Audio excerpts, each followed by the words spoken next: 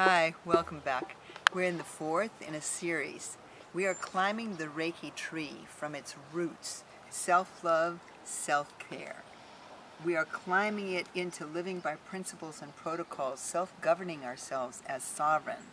We're into taking on the responsibility for being a warrior of light, a guardian of this planet, and rebirthing with her as she emerges into her fifth dimension, the dimension of truth. We are ascending this Reiki tree into Reika, into self-realization. And if you're wanting to join us, these are the indicators. Number one, you're tired of the brain pattern. You go over and over in your squirrely mind. Number two, you've got something physiologically, anatomically going on in your body, and you really don't want to go to an allopath, hospital, into pharmaceuticals or surgery. Number three, you are ready to be nutrified by the earth through supplements, through crystal essences, through the forest essences, and to return to the mother for her medicine. Number four, you're overloaded emotionally. You're burdened by what the Huicholas call hucha, heavy energy, and you're tired of carrying that load. Number five, you wonder if there truly is a spirit. You're in the inquiry. Is there really a spirit and two spirits? Shall I return? Number six, you don't know what your soul's purpose is, but you're willing to inquire.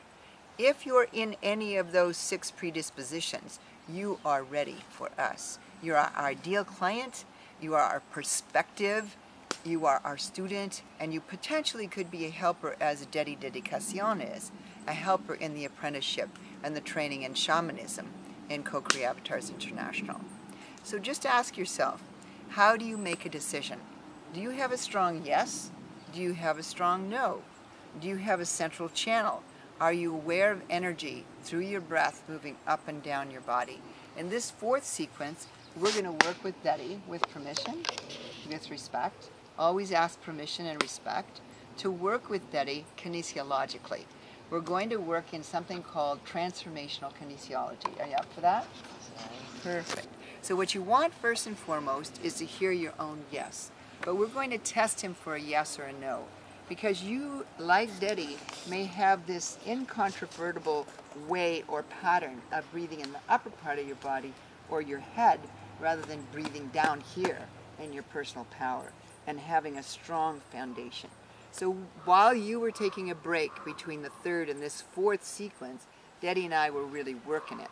And so we were working it because he's an athlete, he's a kinesthetic learner, he learns by doing, not so much like this. And Grandma tends to be an oral deliverer, and Grandma tends to work with the visual, but she also learns and teaches through the body. So pay attention. Say hi to our friends first. Hello, friends. So I'm going to ask Dedi to turn sideways and hold up his dominant hand. And so this is what you're going to do. I'm going to show you 4 different ways of transformative kinesiology.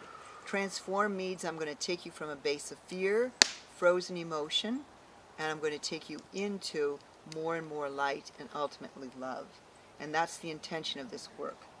So Dedi, are you wholeheartedly willing to muscle test with me, yes or no? Yes. Perfect. Second thing, Dedi, I want you to resist when I push down with my 2 fingers. I'm pushing down with my second and third fingers, with my dominant hand on his dominant hand. Dedi, show me a strong yes by breathing down to your DN10, an inch and a half below your navel, an inch into your body. And just come down there, imagining that you get a little ha-ha like a Santa Claus down there. Ha, ha, ha, ha, ha, ha, ha, ha. Beautiful.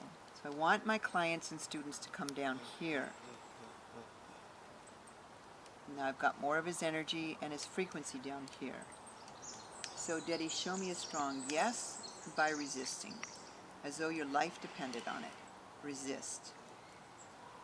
Now allow your body, your musculature, to run the electromagnetic energy through your body, through the field inside your body. This is a yes. Just feel this resistance as this is a yes. This is a yes. This is a yes. And now let go. Shake it all out. So he's got a very strong yes. All right? And now up again when you're ready. And remember, we're testing for the truth. Truth yes, truth no. Show me a strong no and resist. Okay? Okay, so he's having a hard time resisting me because his no, it weakens him. So if it's a yes for wild rose herbs, then it will be strong. If it's a no for this part of the detox program, then he won't be able to resist. So the yes is strong. It determines truth and health. The no is no, this is not for me. Now, Dedi, tell me, as you look at our friends here, in your experience as a young man traveling on this planet, working as a lacrosse person, working in different businesses, and really working hard at 2 and 3 jobs, how easeful or hard was it for you to make a yes or no decision? How would you describe that yes or no-ness where you get to the crossroads? You know, as a feeling inside with having 2, 3 jobs and really working hard to provide for myself and to be able to go and walk the path that I choose, that I feel is going to benefit me for the future.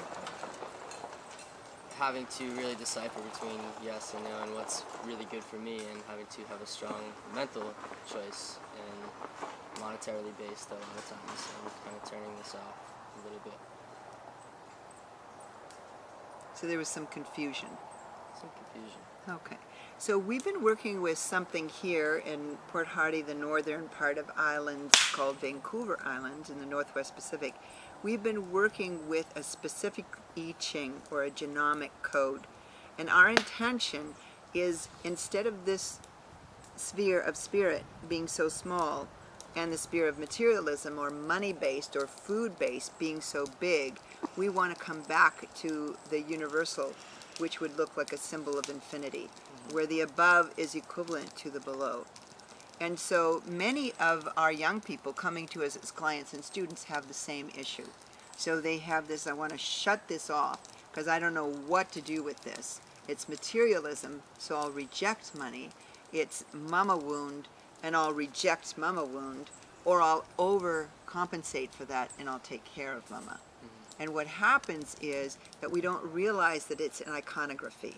So what happens is that we fall into the temptation of realizing what the church really wants us to realize, what the military and industrial complex wants us to realize, rather than our full human potential. They want to crucify the sons on the cross of money. They want to crucify the sons on the cross of military, serve the nation, be patriarchal, be into that whole piece of, what's it called? Patriotic. Patriotism, right. In Canada we don't have this much, so in America I know you do.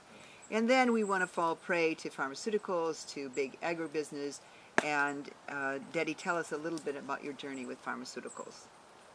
Myself in school, I was one with a lot of energy, a lot of excitement. I wanted to express that in a physical way, recess, sports, playing with friends. I love to read, I love books, I love to learn, but being put in a chair and told to sit there for hours at a time, and every year recess time getting smaller and smaller, I became, as myself and many of my peers, a disturbance to the structure on which I was placed in school. And the way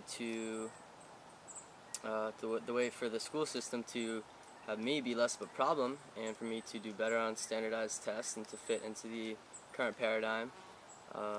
When I was 15, I was placed on Adderall, which many kids, Ritalin, Adderall, things very similar.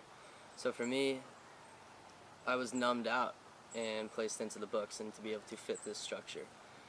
So for me, it takes a few years. For myself, I was lucky to realize not the best thing for me and able to just decide one day to stop taking these and clean myself. And yeah, it's time for those things to change. It's time for the structure to change a bit and for us to come back in touch with ourselves and realize that there's nothing wrong with us. Maybe something wrong with the system that we're placed into, and to come back and to sit with yourself and sit in meditation and sit in quiet and sit in nature. That's the medicine enough. And for me, that's one of the biggest life-saving changes that I was able to make in my journey so far. Okay, I'm there. So we want to bless you, and we want to honor Daddy and his appreciation and courage to say yes to life. So one of the things that we're offering in this teaching, both in the Reiki Lineage 1 and 2, in the Reiko Light Warrior training, which is like a martial arts contemplative-based meditation within the wilderness, and the shamanic teaching is to self-realize, and to self-realize that we are made of nature. So we are actually decreasing anatomically the predisposition to consumption, that materialism. We're letting that go, and we're helping people through the detoxification process, but first through the yes, that kinesthetic awareness of, this serves my spirit. My life force needs this yes. And so we're picking up these clients and students and saying in our school, like here at Wildwoods Campground, which is like, look at a magnificent school. You know, Daddy needed this school when he was 15 and 16 for sure. So we're picking up a lot of the young people that are coming out of the high school systems. They're dropouts out of the school structures. They're dropouts out of a school that is very yang, goal-oriented instead of feminine and receptive and divinely oriented. And so as these young people come to us, we are procreating a new consciousness on planet Earth, because we are deciding that these young people will carry the progenitors, the genetic predisposition to an enlightened society. And so ultimately, our school is about great sex, ultimately. But how do you get to great sex? You have to clean up what you came in with first. So it's a school of descent and ascension, not the pushing against the system, more being an agent provocateur and provoking yourself to clean yourself up so that you can live, as Ella Nero says in her music, from the inside out. So that you can have love inside you, and you can have grace and courage and patience and temperance.